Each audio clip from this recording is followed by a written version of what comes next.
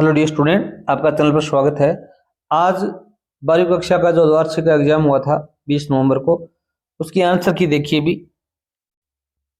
इसमें पहला एक पैसेज आया हुआ था, read the passage carefully and answer the flowing questions. नीचे दिए गए प्रश्नों के उत्तर देने थे आपको। इसमें पहला प्रश्न आया हुआ था कि what was has nature given to the porpoise alone.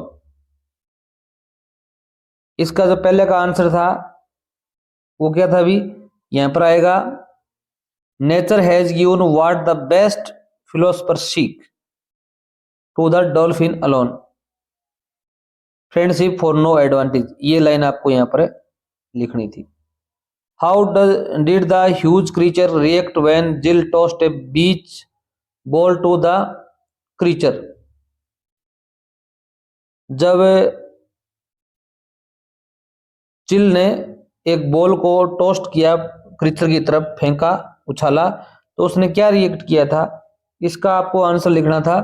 यहाँ पर आएगा, later Jill tossed a beach ball to her playmate rising from the water, huge mouth spread in grin, the creature batted it back with his knows.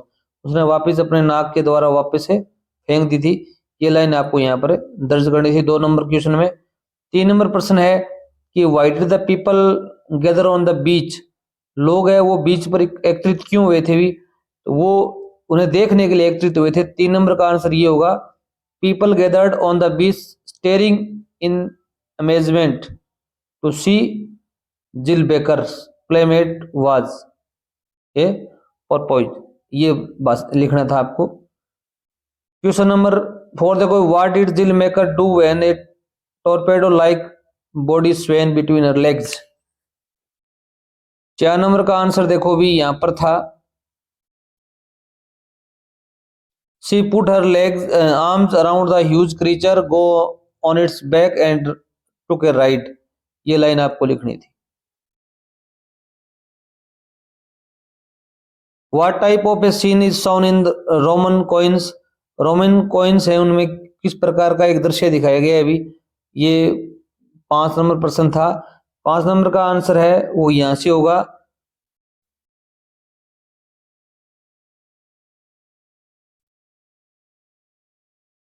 Pliny the elder wrote the wild porpoise that took a boy for a ride at Hippo, a Roman settlement in Africa। ये line आपको यहाँ पर दर्ज करनी थी। Question number 6 है, find out words from the passage which mean very old. इसका बहुत पुराना होता है तो इसका एंचेंट एक मीनिंग आया हुआ है यहाँ पर, वो आपको दर्ज करना था। बहुत पुराना, एंचेंट्स, इसका मतलब होता है प्राचीन। क्या होता है अभी? प्राचीन। अगला प्रश्न है, animals that gives birth to live babies not eggs. ऐसे जानवर जो बच्चों को जन्म देते हैं, कि अंडे देते हैं, उन्हें मेमल कहते हैं। क्या कहते हैं? अभी मेमल कहते हैं। Jill Baker waded into the water to join a friend. Friend का नाम लिखना है आपको, डॉल्फिन लिखना है। क्या लिखा अभी? डॉल्फिन। 2 नंबर भी पैसेज आया हुआ है, इसे देखिए भी। Read the passage carefully and question that follows. पहला प्रश्न है, when and where the Rabindranath Thakur born. Rabindranath Thakur का जन्म कब और कहाँ हुआ था? ये 1 नंबर लाइन है, ये आपका आंसर था। कलकत्ता में हुआ था, मई 7, 1861। Why was Rabindranath withdrawn from school.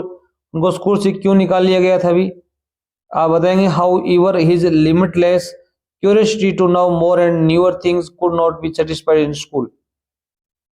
ये लाइन आपको यहाँ पर दर्ज करनी थी 2 नंबर में। How did the he express himself as a writer. उसने अपने आप को राइटर के रूप में कैसे प्रस्तुत किया? भी यहाँ पर आएगा, from 1881 onward his talent as a writer expressed itself in a form of countless composition in poetry, drama, music, fiction, philosophy and painting. ये 3 नंबर क्वेश्चन का आंसर है। अगला प्रश्न क्या था? अभी write down the name of university founded by him. यहाँ पर ही founded a school at Shanti Niketan near Bolpur in Bengal. ये लिखना था आपको। और which book of him won the Nobel prize in literature. कौन सी किताब ने नोबेल प्राइज जीता था? भी इसका उत्तर था गीतांजलि। क्या आंसर था? गीतांजलि। अब देखिए भी आपके ग्रामर पोर्शन को हल करेंगे। देखो भी सेक्शन सी में क्या दिखाया गया? भी join the flowing sentence using the words given in the breaks. When का यूज करना है, yesterday was the day everything went wrong.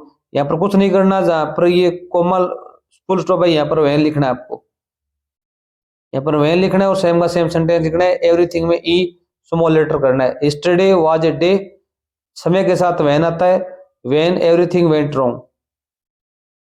2 number है the students work hard he has bright future. यहाँ पर द स्टूडेंट्स लिखेंगे हम। Who का प्रयोग कहाँ होता है? स्टूडेंट के साथ होता है, स्टूडेंट फिर लगाएंगे who.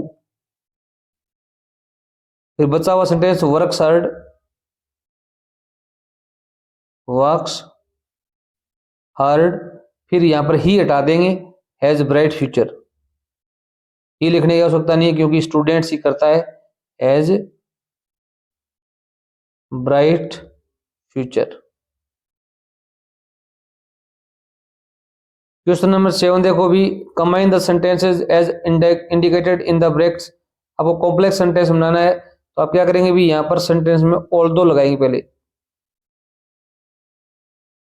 Although Rajasthan is large, फिर यहाँ कोमा लगाएंगे, Delhi is not equally large. ये सेंटेंस लिखेंगे, ये कॉम्प्लेक्स बन जाएगा। The farmer saw snake it was half dead. आपको एडजेक्टिव के रूप में प्रयोग करना है, तो ये सेंटेंस इसका आपको एडजेक्टिव बनाना है कि फार्मर ने एक किसान ने एक सांप देखा, वह अध मरा हुआ था। आप लिखेंगे द फार्मर सा, ए का ये लिखो। अब यहां पर हाफ डेड है तो यहां पर हाफ डेड लिख दो, half dead snake, dead snake. अब ये क्या है, हाफ डेड है, ये स्नेक की विशेषता बता रहा है, स्नेक ऐसा भी हाफ डेड है, ये एडजेक्टिव के रूप में प्रयोग हो गया। क्वेश्चन नंबर 8 देखिए भी, right the appropriate phrasal verb आपको यूज करनी थी। हिज बेल एप्लीकेशन वाज, उसकी जो बेल जमंत की जो एप्लीकेशन है उसको कोर्ट द्वारा टर्न डाउन कर दिया गया, मतलब पोस्ट टर्न डाउन करना होता है, स्वीकार कर दिया गया। The car broke down on the way yesterday, car है रास्ते में ही बंद हो गई, ब्रोक डाउन होता है रास्ते में कोई व्हीकल का खराब हो जाना। I prefer T while my brother prefers coffee, दोनों में अलग अलग डिफरेंस है, तो यहाँ वाइल का प्रयोग होगा। मैं चाय पसंद करता हूं बल्कि मेरा भाई है वो कॉफी पसंद करता है, वाइल का प्रयोग होगा। यहाँ पर ऑल्दो आएगा,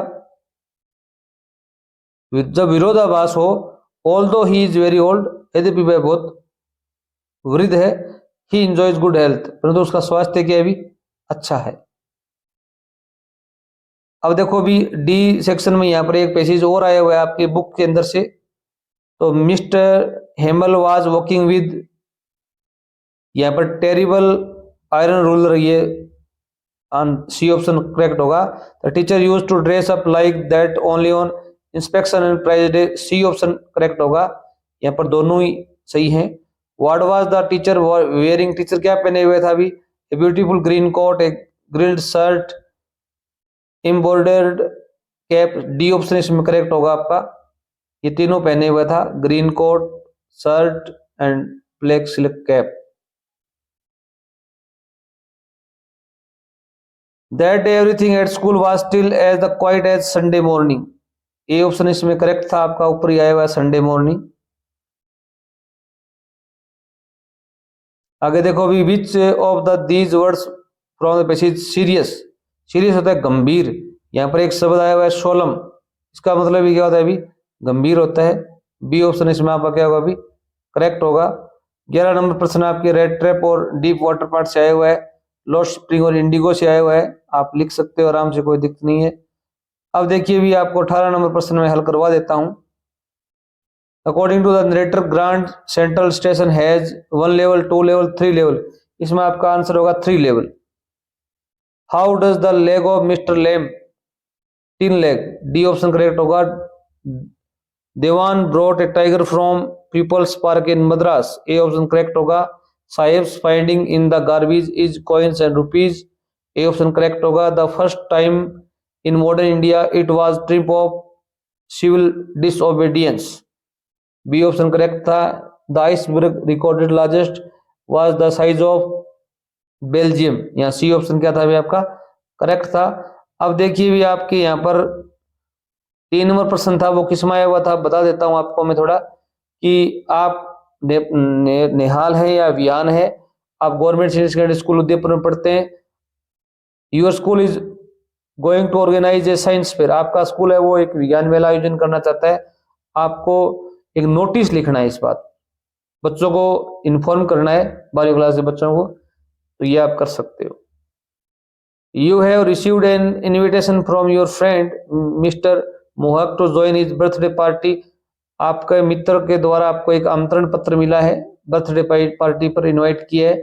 but as you have an urgent work, पर तो आपके एक जरूरी कार्य है, so you are unable to attend it, आप इसमें शामिल नहीं हो सकते। Write an informal reply to decline that invitation, आपको मना करना है, एक उत्तर देना है इसका।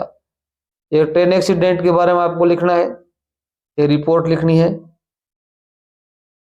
ठीक है, न्यूज़पेपर में प्रकाशित करनी है।